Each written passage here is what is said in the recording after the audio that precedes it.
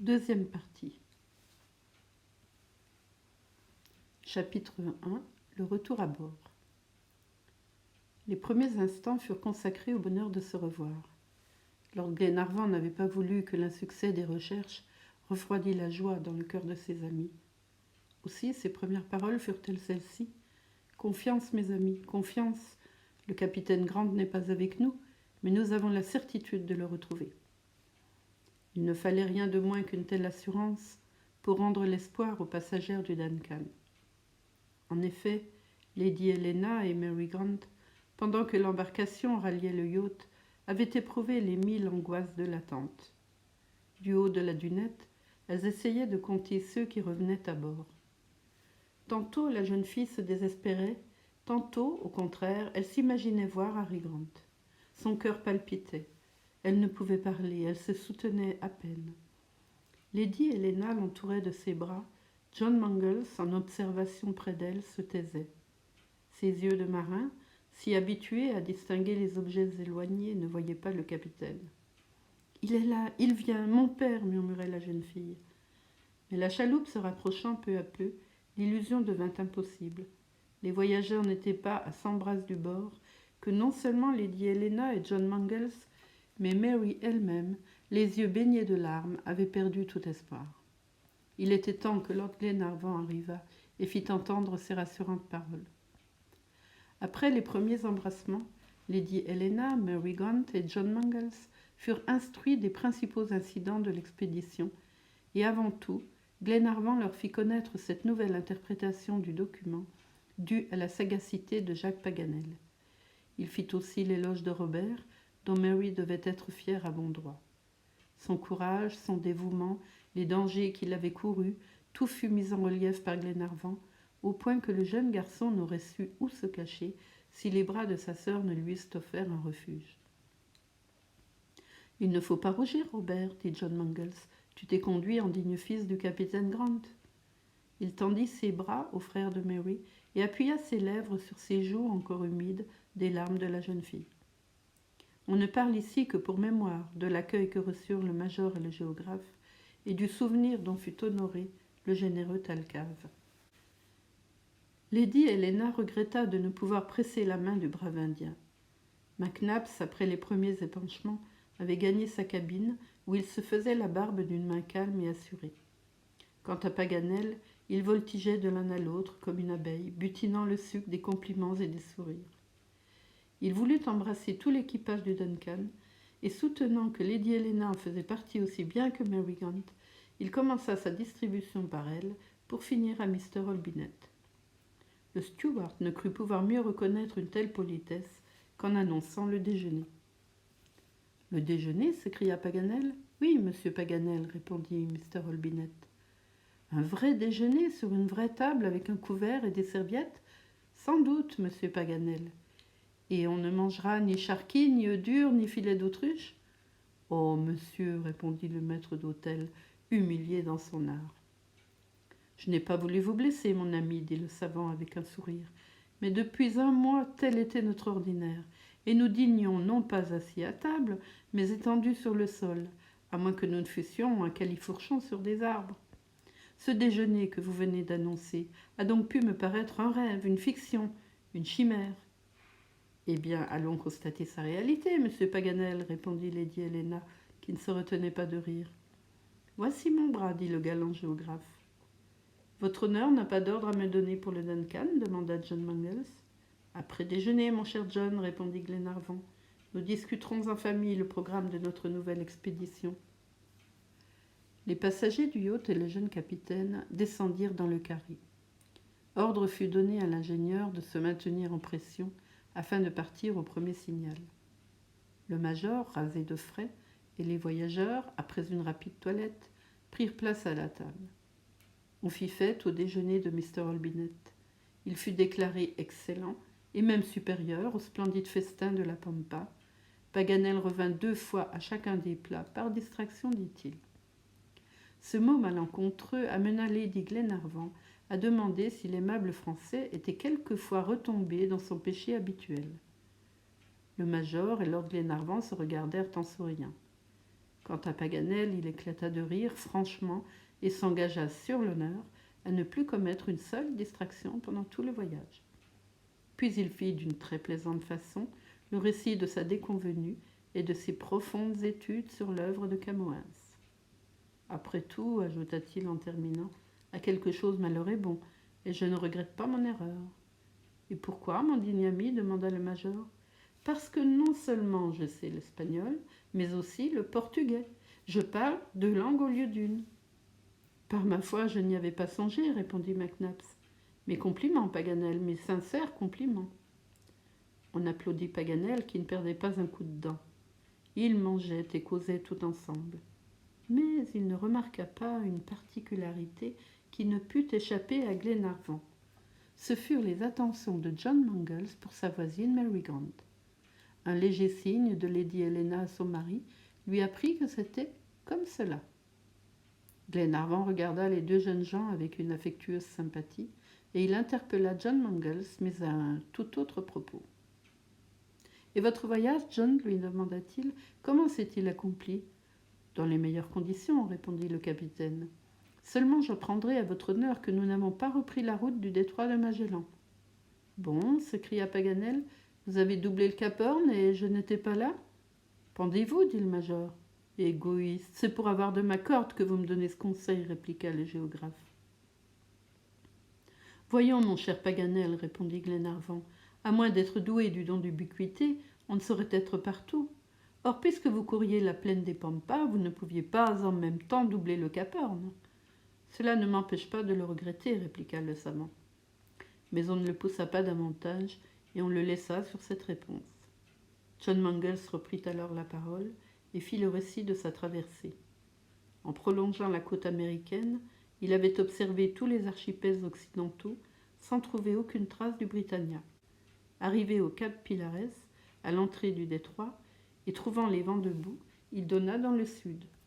Le Duncan longea les îles de la Désolation, s'éleva jusqu'au 67e degré de latitude australe, doubla le Cap Horn, rangea la Terre de Feu, et passant le détroit de Lemaire, il suivit les côtes de la Patagonie. Là, il éprouva des coups de vent terribles à la hauteur du cap Corrientes, ceux-là même qui assaillirent si violemment les voyageurs pendant l'orage. Mais le yacht se comporta bien, et depuis 3 jours, John Mangles courait des bordées au large, lorsque les détonations de la carabine lui signalèrent l'arrivée des voyageurs si impatiemment attendus. Quant à Lady Glenarvan et à Miss Grant, le capitaine du Duncan serait injuste en méconnaissant leur rare intrépidité. La tempête ne les effraya pas, et si elles manifestèrent quelque crainte, ce fut en songeant à leurs amis qui erraient alors dans les plaines de la République argentine. Ainsi se termina le récit de John Mangles.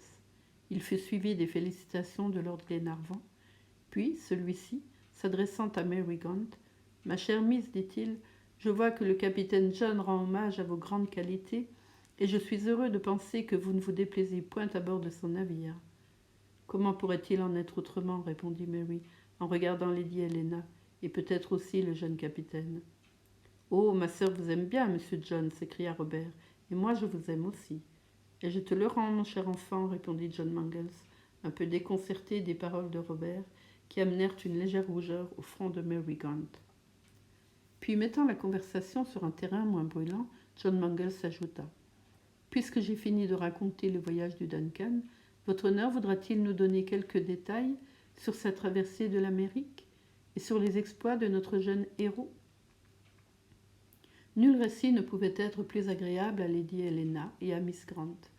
Aussi, Lord Glenarvan se hâta de satisfaire leur curiosité.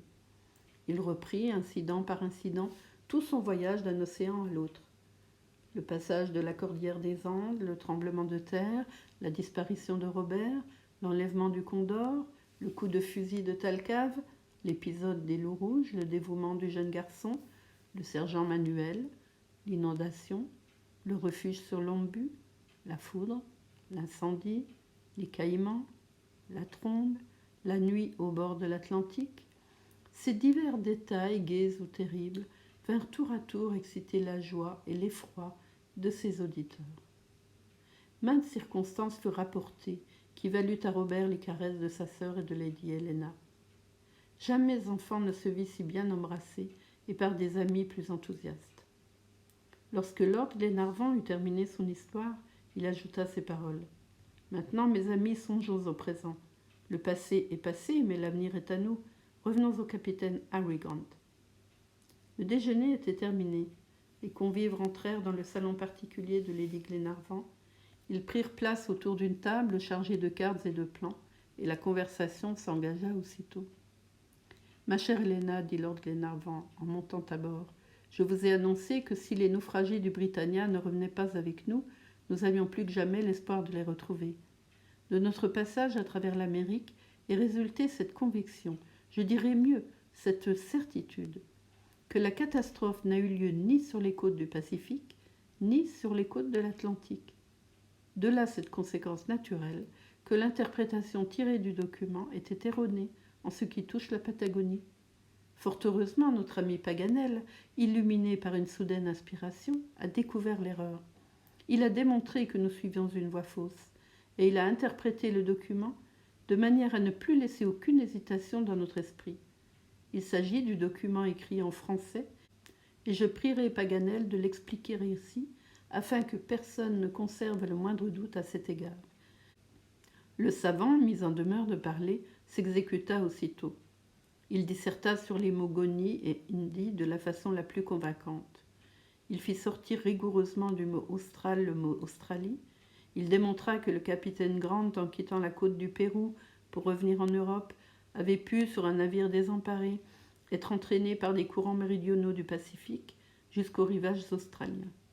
Enfin, ces ingénieuses hypothèses, ces plus fines déductions, obtinrent l'approbation complète de John Mangles lui-même, juge difficile en pareille matière et qui ne se laissait pas entraîner à des écarts d'imagination. Lorsque Paganel eut achevé sa dissertation, Glenarvan annonça que le Duncan allait faire immédiatement route pour l'Australie. Cependant, le major, avant que l'ordre ne fût donné de mettre cap à l'est, demanda à faire une simple observation. « Parlez, Mac Nabbs, répondit Glenarvan. « Mon but, dit le major, n'est point d'affaiblir les arguments de mon ami Paganel, encore moins de les réfuter. Je les trouve sérieux, sagaces, dignes de toute notre attention. Et ils doivent à juste titre former la base de nos recherches futures. Mais je désire qu'ils soient soumis à un dernier examen, afin que leur valeur soit incontestable et incontestée. » On ne savait où voulait en venir le prudent Mac Nabbs, et ses auditeurs l'écoutaient avec une certaine anxiété. « Continuez, Major, dit Paganel. Je suis prêt à répondre à toutes vos questions. »« Rien ne sera plus simple, dit le Major.